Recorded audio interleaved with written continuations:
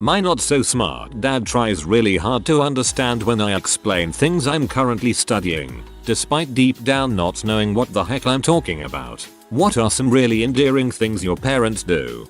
I'm living at home because I went back to grad school. Anyway, my dad just retired and now he makes me lunch every day. It's so cute. He even makes my morning tea.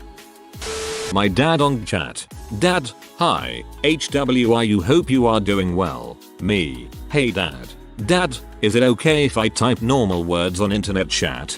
My dad starts all of his text messages with hi this is dad and signs them with love dad, no matter how short the message. So I'll get something like hi this is dad, when are you coming over today, love dad. My dad is so in love with my mom that it's like a Disney movie. If my mom has to work on weekends or late on weekdays, he will sit at the kitchen table watching TV or reading until she gets home. He'll complain about how hungry he is but refuse to eat for hours on end because he wants to eat with his wife. It happens about twice a week and it's one of the cutest things I've ever seen.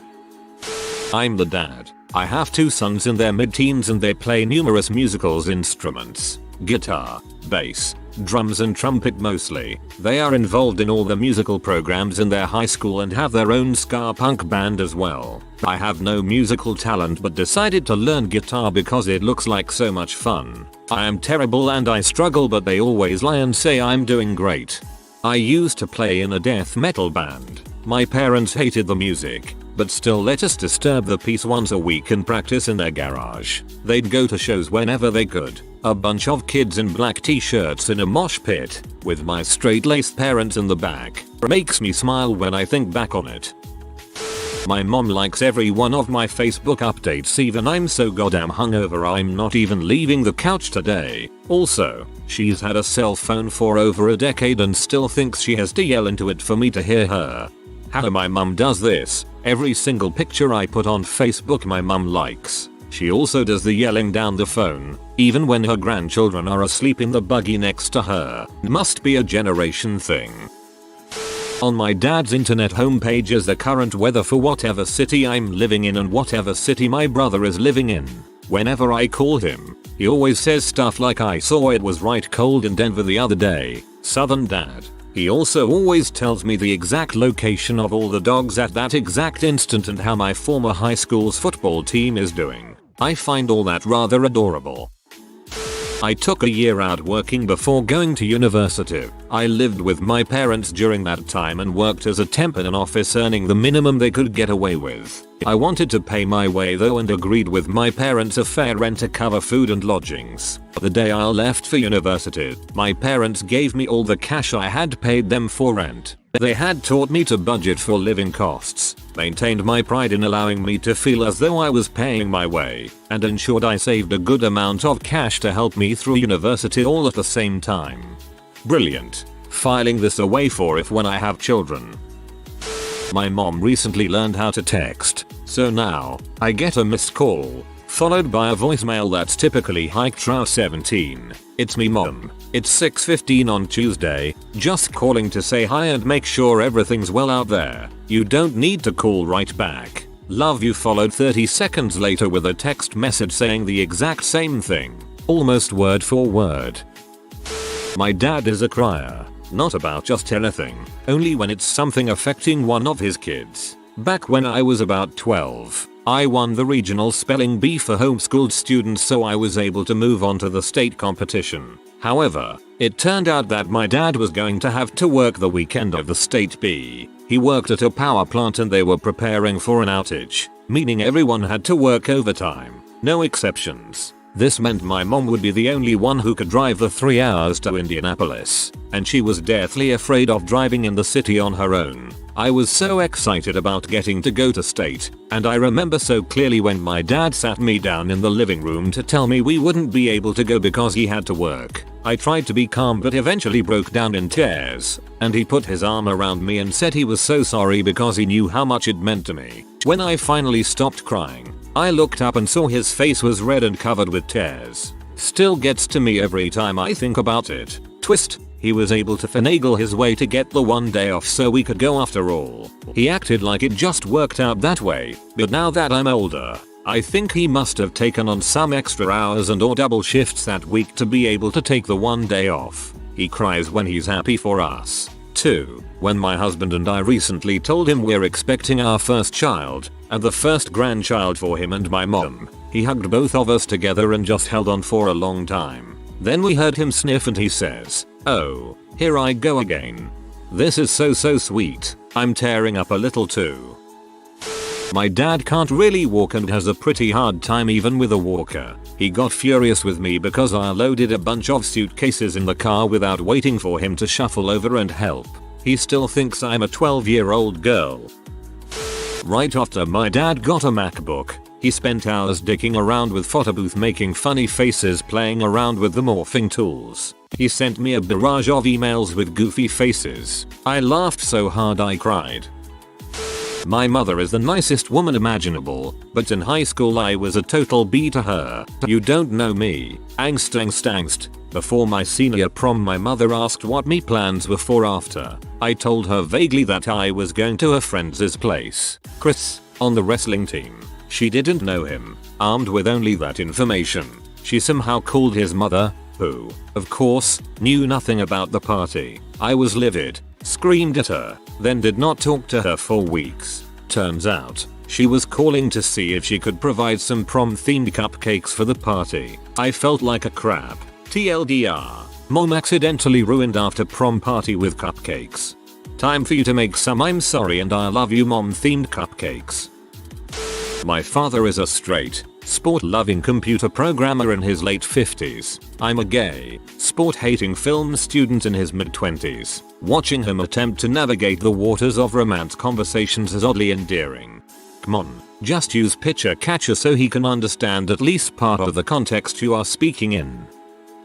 I grew up pretty poor and lived in Section 8 housing until 5th grade. My mom didn't want us to head down a path that most my family chose because of where we lived. She got a second job and we got off welfare entirely by 6th grade and we moved down to the suburbs. We were still poor but in a lot better neighborhood. I was also able to feel a lot more safer doing after school activities, particularly sports, and by high school I was involved in 3 sports. Well, my endearing story isn't just about my mom working to get us out of the ghetto. It's all the other sacrifices she did on top of that. Every year those sports cost close $500 to be involved with. I remember telling my mom and she told me not to worry, she'd get the money, or I had to take the SAT and needed money for the test. Again she said she'd find a way. Somehow she always managed to find funds just in time. I didn't know until I was nearly done with college that on those weeks I needed money for school, she would not eat at work for a week or 2, or she would take a bus in the freezing cold to save on gas, or she would wait to buy a much needed pair of new work shoes. She said she never wanted me to feel I couldn't do something education related because we didn't have money. She wanted me to get educated and stay focused so I would never have to work as hard as she does.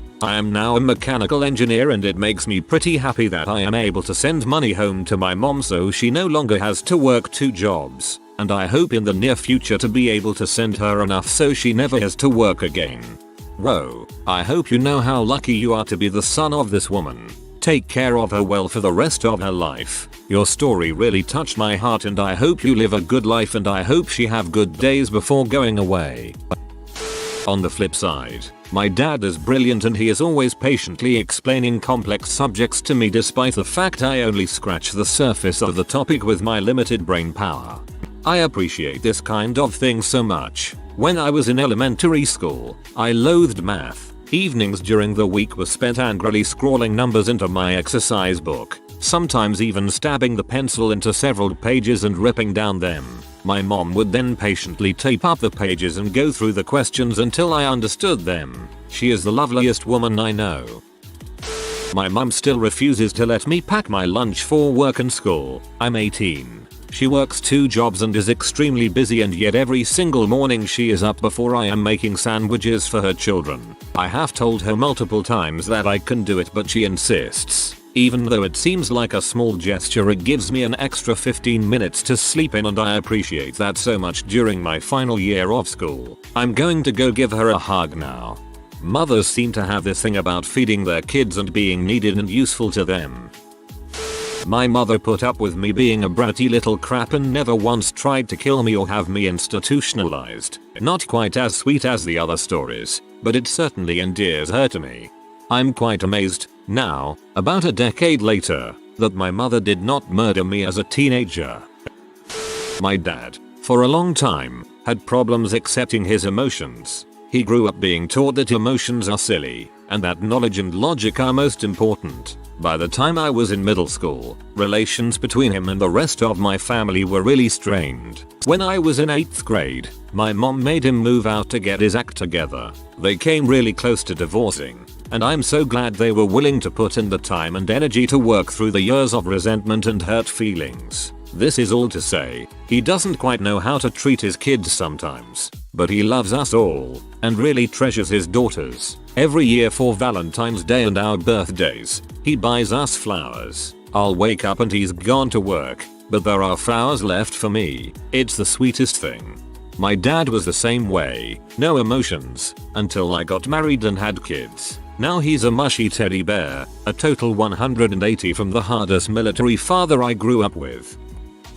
Every sport my brother and I tried, he did his best to be the coach of the team. Every sport, even throughout high school, he became our HS cross-country track coach. This led to him creating a track team when we moved to Florida, well before high school, when my brother showed an interest and talent in running. This led to him getting the funding for a real track at our local park, which is now used every day by walkers, runners and cyclers. It transformed a very large unused field into a very nice social and fitness oriented area. I believe the rest of the park followed suit to become really nice. This is the really endearing part of this story. I wasn't a competitive runner like my brother, so I decided to explore my options and came upon the pole vaulting event. I did this because absolutely no one did it and it looked fun as heck. This was my freshman year of high school and I still thought my dad just knew everything.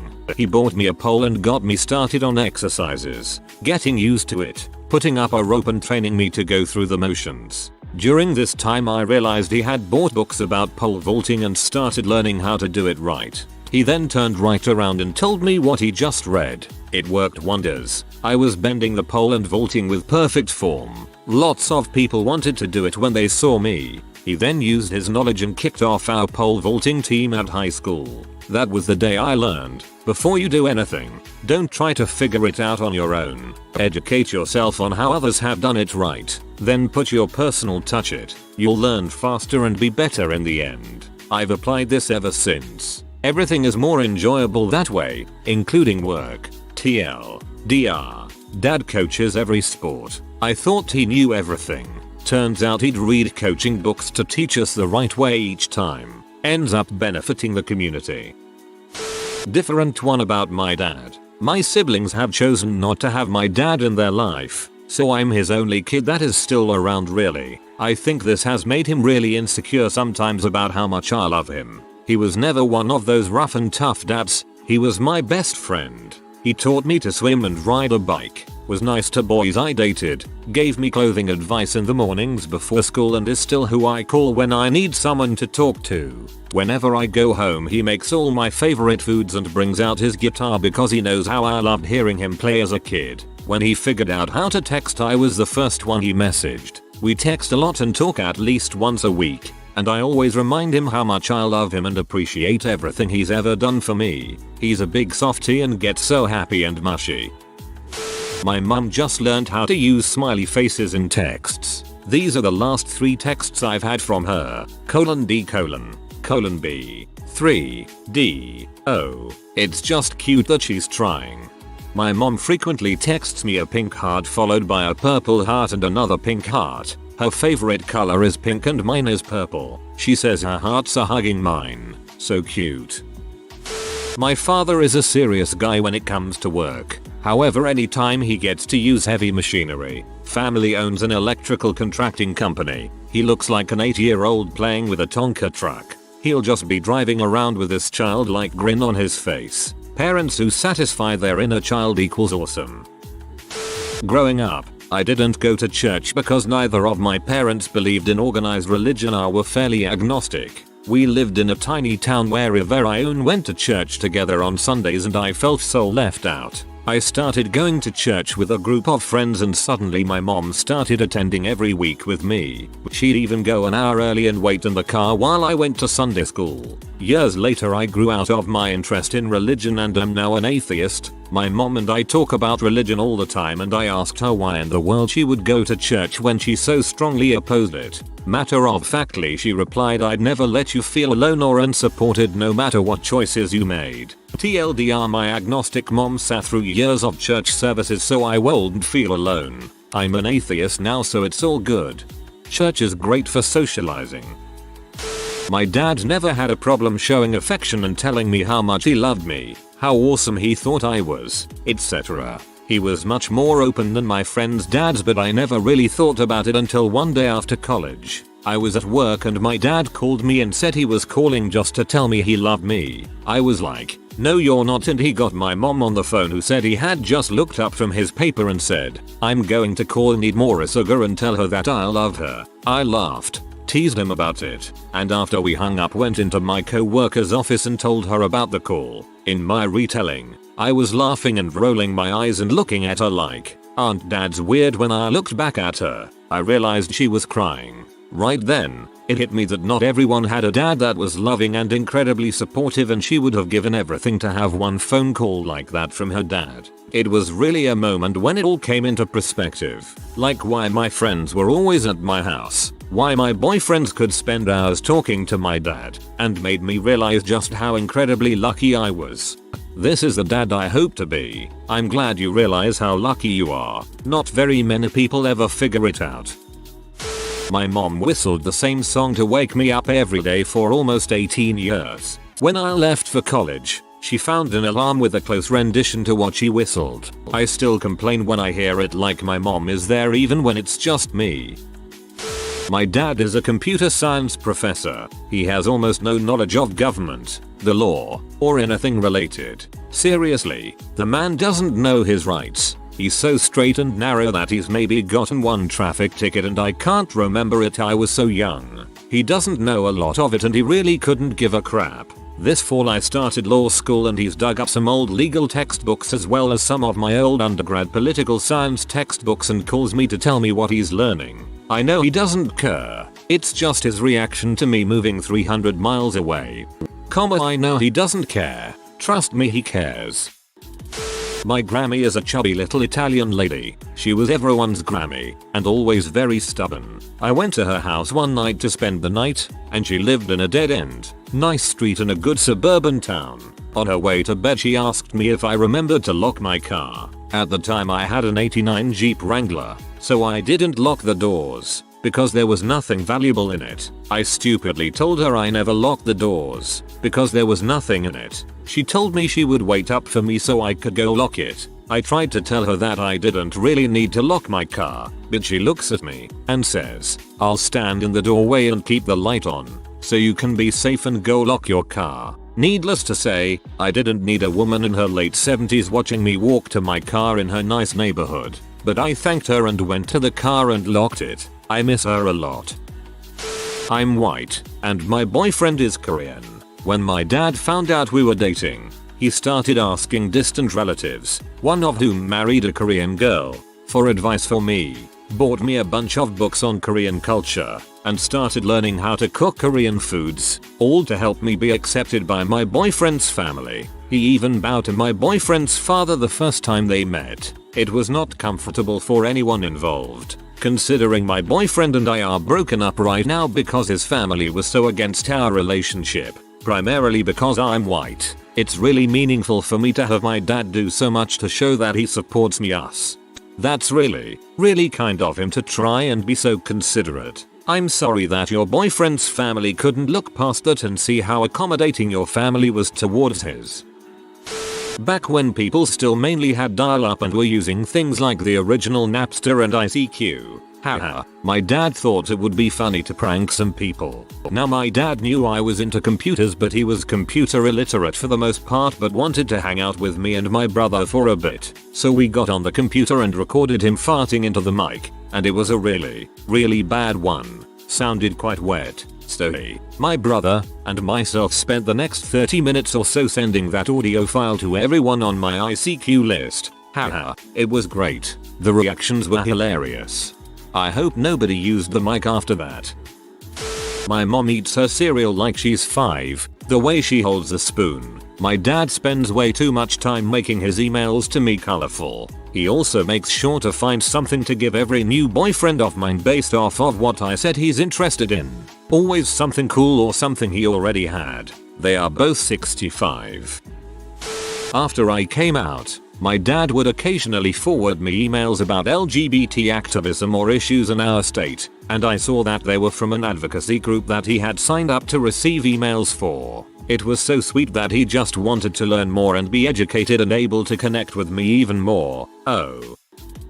Every time I think of stories of endearing parents, I think of that story on 4chan where that guy's dad would always do research on upcoming releases of video games he thought his son would like, and would work overtime to buy them for him. But his son never knew about it until after his dad passed away. Those freaking feels, man. I couldn't find it, but if anyone can, wanna link it? My dad is an electrical engineer who grew up in a country where you start specializing in a certain area in middle high school, so he's absolutely brilliant at math, physics, engineering, but didn't learn any humanities or even life sciences. Really. When I was in high school, he used to read my textbooks. He especially liked biology and American history. Every so often he'd look up and say things like, "There are so many things inside the cell," or start asking me things about the personal lives of the presidents. Pretty cute. He's excited about retiring because he wants to take community college courses for subjects he never got to study. Now I just feel dumb and lazy. I'm a bit late to the party, but my dad isn't my biological father. I still call him dad, and my mom will tell him that his daughter is on the phone, etc. Every single time he gives the exact same response. Bar like a terrifying apathetic monster. But every single time I can hear the smile in his voice. My wife was recently diagnosed with premature ovarian failure. Basically, she went through menopause at age 25 and we won't be able to conceive a baby through normal methods because she has no viable eggs. Our only option is using an egg donor, which will at least allow her to go through pregnancy and well include my genetics. Thing is really, really expensive. Like, all the money we had saved up for a house and then some expensive. My wife's parents heard about her diagnosis and that same day opened a joint account in her name with $30K in it. And on top of that, her parents already offered to give us extra money toward the house if we couldn't afford it ourselves. They're very well off, so it's not a financial strain for them, but it's still a frick ton of money. It's a brand new car or many vacations they could have had that they choose to hand to us instead without a second thought. On the other end of the spectrum, my parents were the ones we confided in when my wife and I were dating as teenagers and we thought she was pregnant. Her parents didn't even know we had sex and would have very strongly disapproved, maybe even have made us break up. My parents helped set up appointments with Planned Parenthood, listened and comforted when we broke down about seeing our lives suddenly changed. And my mom even went so far as carrying a cup of pee to the doctors with her to get a lab pregnancy test because my wife's girlfriend couldn't go without her parents finding out. False alarm, which made us so relieved at the time. Funny how that works. It's a brand new car or many vacations they could have had that they choose to hand to us instead without a second thought. Not to be a downer, but I'm sure they want a grandchild more than a vacation or car judging by your description of them. They're getting something out of it too. Whenever I get home from college, my mom insists on preparing my favorite foods and making them for me all day, despite having work and many other things to take care of. I just moved away from my parents' house a few weeks ago and my dad's been kinda trying to keep in touch with me by email, even though he doesn't seem to have the best handle on it. When I get an email from him, it's usually a forward of a racist joke, or if it's an email he wrote himself, it's in all caps. We also used to watch Jeopardy every day before I moved out and we had a bunch of weird game rules and stuff. I miss that. Haha, the all caps thing. Punctuation optional. My parents both remodeled the pool house in our backyard so my boyfriend could move in and have his own bedroom due to personal problems at home. Mom was on tons of drugs. It was the sweetest and nicest thing that I think my parents could have ever done, seeing it was very costly. They knew it made me happy and that they helped someone out in need. This one's about my grandmother. She got a Gmail account last year and I say hi to her when I see she is online, even if we can only talk for a minute. I talk to her on the phone every few months and every time she tell me that she feels less lonely when she sees my green light in her chat box, even if we don't talk. Apparently she tells relatives regularly about my green light and how it's nice to see me. I need to visit home more. Wow, that's some Gatsby crap. My dad tries to buy me every expensive thing my husband and I need, like a new bed, washer and dryer, etc. I love that he cares, but we're both employed adults. I know I'm his baby girl and he still wants to take care of me, but I also want to make sure he has money for his needs too. When I was younger, my mom started mailing me cards for various holidays. They were all signed "My Secret Admirer" and would tell me I was special and loved. Despite the fact that we lived in the same house, she actually mailed them and everything. She thoroughly denied she was the one sending them, even though the handwriting was a dead giveaway. She still sends me cards at random times now that I live farther away, although now she signs them properly. I have kept them all.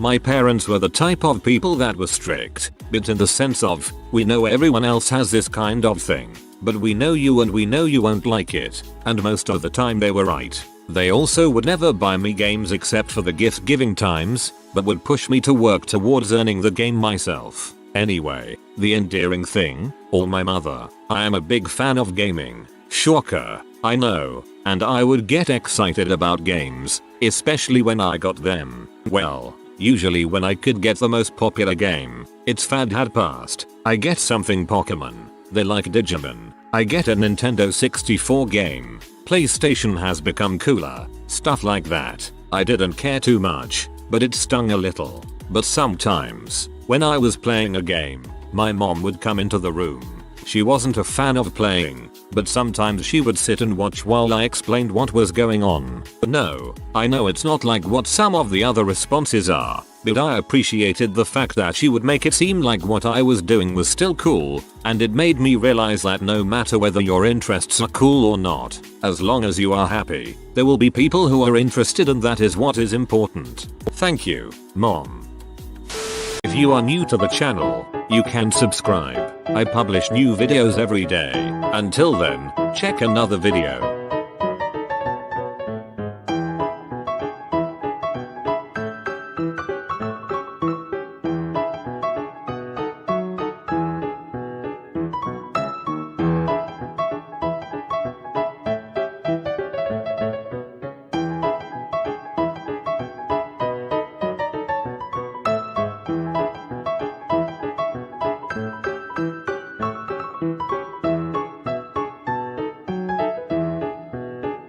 Bye for now.